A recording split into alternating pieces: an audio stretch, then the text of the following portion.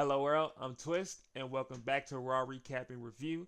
This is the December 29th, 2025 episode from Orlando, Florida, and this is the last Raw Recapping Review for 2025, man. And today's episode was a banger. If you enjoyed WWE content like this, subscribe to the channel and like the videos for more, man. Now that we're done with that, let's get into part one of this Raw Recapping Review. Like most Raws, we start off with a promo, and we get the Vision popping out. You have Bron Breakker, Bronson Reed, Logan Paul, Paul Heyman, and Austin Theory is there. They start with walking through the backstage area and then come to the Gorilla to the outside. As the Vision are in the ring, everyone's screaming CM Punk, CM Punk. That pisses Paul Heyman off, of course. He was like, oh, y'all keep saying his punk ass name. He could have been the leader of this group, but he ain't want to follow the plan.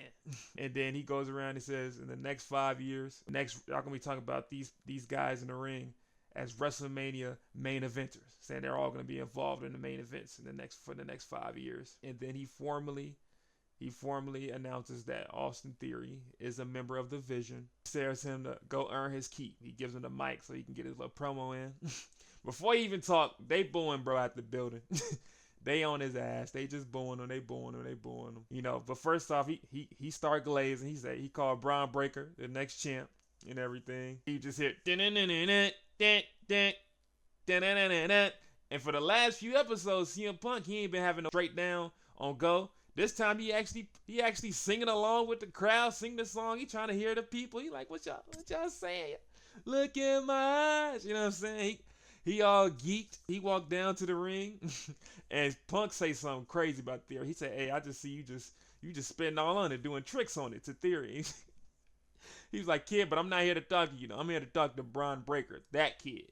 And he's like, and he says he knows that none of them are going to want to fight him because they're supposed to be fighting on January 5th, which is next week. He says he's here to do a face-off, and he said the reason he's out there is because he says he likes to look a man in his eyes before he makes him sleep. And I was like, ooh.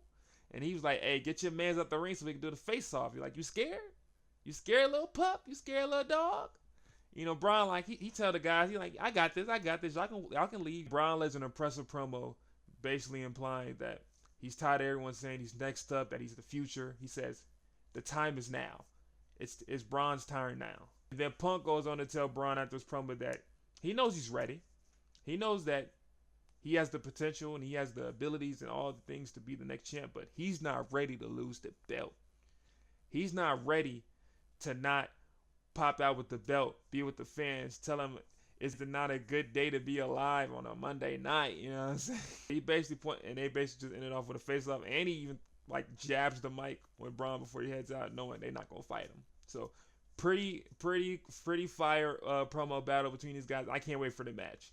I don't think it's gonna end cleanly, but I think it's gonna be fun before the bullshit ending. Next up, we get Raquel Rodriguez backstage getting interviewed, and it gets cut off by Liv Morgan.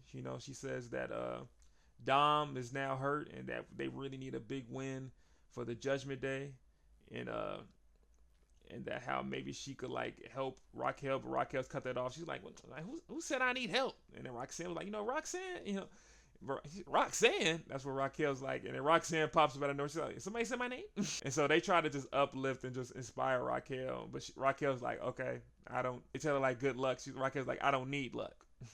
And that moves on. And that leads on to our first match of the night, which is Stephanie Vaquer versus Nikki Bella versus Raquel Rodriguez for the World Heavyweight Championship. The match begins off with all women in the ring. They're all arguing with each other. And Stephanie and Raquel are face to face. And Nikki's like, I'm a Hall of Famer. I'm important too. She mushes both of their faces away. Try to get the attention. That leads to Raquel pushing Nikki down. And then Raquel tries to fight Stephanie. But Stephanie just pushes Raquel into Nikki Bella. Knocks her down. That leads to Stephanie trying to do the Devil's Kiss on Raquel to get in the match. But Nikki ends the fun. Nikki ends all the fun. They end up going outside. Nikki tries to do a drop kick to Stephanie, but Stephanie dodges, gets out the way, but she ends up hitting Raquel. And Nikki gets back on the offense, throws Stephanie into the barricade, and then throws Raquel into the steel steps. After getting thrown into the steel steps, we get into a commercial break. Get back from the commercial break, we have Raquel and Stephanie fighting in the ring, and Nikki is on the top rope trying to do a crossbody. Stephanie gets out the way. Raquel catches Nikki from the crossbody. Does a big breakaway slam.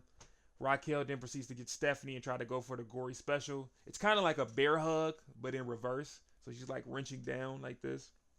Stephanie gets down, but Raquel doesn't let her get any offense in by hitting her with a big running shoulder. And she tries to hit then she goes for the gory special again. But this time, as she's doing it, she pulls her all the way down. Her shoulders hit the ground for a pin. 1, 2, rolls back up, tries to go for a power bomb. She rolls her for a pin, but she kicks out. Then Stephanie lands a normal suplex on Nikki, tries to go for the devil's kiss again, but then it's stopped by Raquel this time with a kick. Raquel proceeds to get Stephanie on the corner. As she's going over the corner over there, Nikki on the outside distracts Raquel, grabs her leg, wrenches it down on the ropes. Stephanie gets on the top rope, does a big dive on Raquel. That leads to Nikki throwing Stephanie down on the ground, and then she proceeds to do the STF on Raquel Rodriguez, and it's funny, they're all chanting John Cena. She's like, no, it's me. It's my move now. As the STF is applied, Raquel flips it, and then she does a submission on the leg. And as she's holding her leg, Stephanie then walks up, does the devil's kiss on Raquel, turns her around. So she's going, ah, ah, ah, ah, while Nikki's leg is getting wrenched on that. Shout out Booker T, if you know, you know. After the devil's kiss, they're both on the corner at the bottom. She hits Raquel with a Meteora. Then she walks over to Nikki. Nikki gets up. She puts Nikki on the corner. Big dragon screw. Then she goes over to Raquel and lands another big dragon screw. The dragon screw is one of the coldest moves in her archetype. Like, it looked nasty every time she do it. Like, I'm not taking that. She definitely ripping a little something, I ain't gonna lie. After she lands the dragon screw on Raquel, Stephanie tries to go back to the apron to stomp on Nikki, but Nikki gets out the way and then proceeds to pull her leg down. And she gets on top of the apron to try to fight, but Raquel ends up clotheslining both of them off the apron, and then we get to a commercial break with that. We get back from the break with Stephanie doing an armbar on Raquel on one of the corners. Nikki on the apron does a big drop kick on Stephanie, knocking her down to the ground. Stephanie's on the ground. Nikki tries to climb up the top rope. Raquel inside the ring punches Nikki, stops her as Raquel's trying to go for the superplex.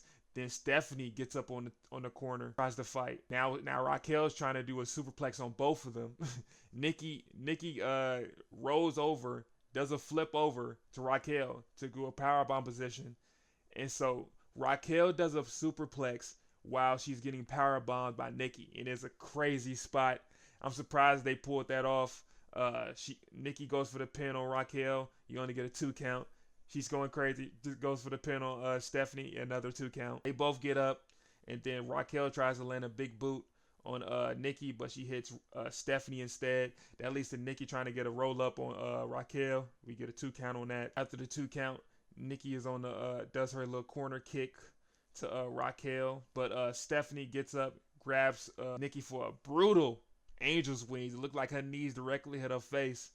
She goes for the pin. 1, 2, Big Mommy Cool stops it. Raquel stops the pin. After that, Raquel Irish whips Stephanie.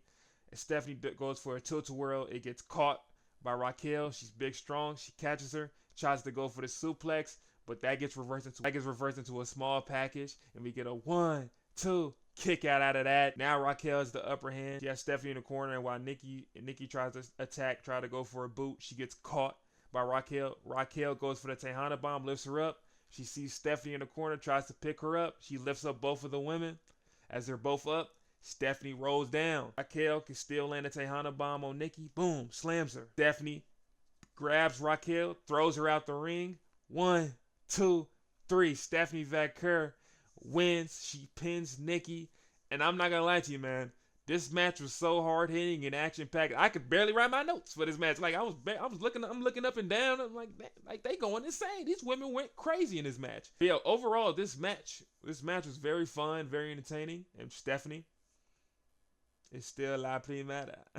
we get back from the commercial break with Gunther, and it's interrupted by R-Truth telling Gunther the disrespect has got to stop.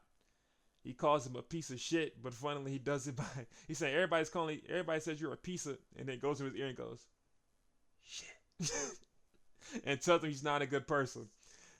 Gunther laughs like he's been laughing a lot during this whole run. He laughs at him, and he goes, you know, you talking all that? I'll see you in the ring. And I'm thinking, I know we not gonna do this. And later on in the episode, I think they did it. The next segment, surprisingly, is a live promo from the Kabuki Warriors. You know, they primarily know Japanese, so you usually never see them do promos live. They usually have the vignettes backstage. But the Kabuki Warriors come out, and I love how they're always dancing all the time. And Asuka and Kairi Sane are basically there to talk about how they won last week. You know, Asuka beat Rhea Ripley, and she proceeds to call everyone stupid babies and stupid bakas. Baka, baka, baka, baka, baka, baka. And then now it's Kyrie's turn. Talk, you know, she's talking about like how Io Sky attacked her, how she didn't want to do this, and now she's like stuttering. And then she goes, and then Asuka goes, Kyrie! And then Kyrie goes, Every time that it kills me every time, but she does the scare thing. And she goes, give me the mic. So she takes Kyrie's mic. He needs to talk more about how no one's ready for the Kabuki Warriors, and then Rio pop out. Rhea Ripley, Io Sky, they on go. They instantly walk down. They walk down to the ring, and then the Kabuki Warriors roll out the ring. They start running, and then Rhea and Io, they're like, let's go then. They chase him. They proceed to chase him. They start fighting. But a big pivotal moment happens is when Kyrie pushes Io Sky into the announce table where it hurts her back. That leaves Rhea to like go crazy, knock down Asuka, go outside, knock down Kyrie, try to make sure Io's okay. And the Kabuki Warriors get the upper hand with the brawl. They try to land an insane elbow combo, but Io Sky is back up, knocks Kyrie down. Rhea knocks Asuka down. Rhea tries to go for the riptide on Kairi Sane, but Kairi Sane reverses. But they land dual knees to the Kabuki Warriors to have the upper hand. So Rhea Ripley and Io Sky look strong leading on to January 5th. It's interesting they have them on top leading into the match. Maybe they're going to lose. I feel like my prediction I could see probably is in that match. I could probably see Charlotte Flair, Alexa Bliss, Nia Jax, and Lash Legend probably interfering in that match. And they're probably going to make it a four-way for Royal Rumble, which would be fun. Then we're on to our second match of the night. It's official. We have Gunther versus what's up? We got R-Truth. We get Gunther smiling, popping out with the new robe, all blacked out. He's just smiling the whole time. And then we have R-Truth. We get an actual R-Truth entrance. He doesn't rap his song for like the first. I feel like this is the first time I haven't seen R-Truth rap his theme in a minute. He walks down and they ring the bell. R-Truth is straight on action, just straight punches. Gets in the corner, reverses a chop, big punches. R-Truth kicks him in the midsection. He goes for the axe kick. That is reversed. And now it's Gunther time. Big double chop to the chest. Hits him with a big body slam. Multiple chops to the chest. But Truth is still fighting because Gunther tries to go for a back suplex. It's reversed. Truth instantly jumps for the sleeper hold. He's holding the sleeper, but Gunther backs him up into the corner. Big chop to the corner by Gunther and hits him with two clotheslines back to back, telling the ref that asking R-Truth if he wants to quit. Gunther's always playing with his food. That leads to people coming back. Truth hits the double shoulder combo, trying to let the 5 moves of doom, and it doesn't happen. Gunther stops the 5 moves of doom with a big boot. He then proceeds to hit R-Truth with a big power bomb. Went for the pin. One, he says, lifts him up. Hammer elbow. Like, just tons of elbows. Puts the sleeper on Truth. And he makes Truth tap out, man. Gunther wins. I give that match a 3. Serviceable match. Good for Raw. Nothing too exciting. Good to see R-Truth, like, actually try to defend John Cena's honor, you know. But it's Gunther. He's gonna whoop Truth. Gunther's just never gonna stop playing with his food and underestimating his opponent. I see, but man, sucks to see Truth lose. But now that is the end of part 1 of this Raw recap and review. If you enjoyed the video, please like it and share it with someone who loves wrestling, or you could put them on to wrestling, have them to start watching the show. If you enjoy my content, please subscribe to the channel and make sure to watch part 2 to get the rest of the episode. Talk about the big main event. Go watch it.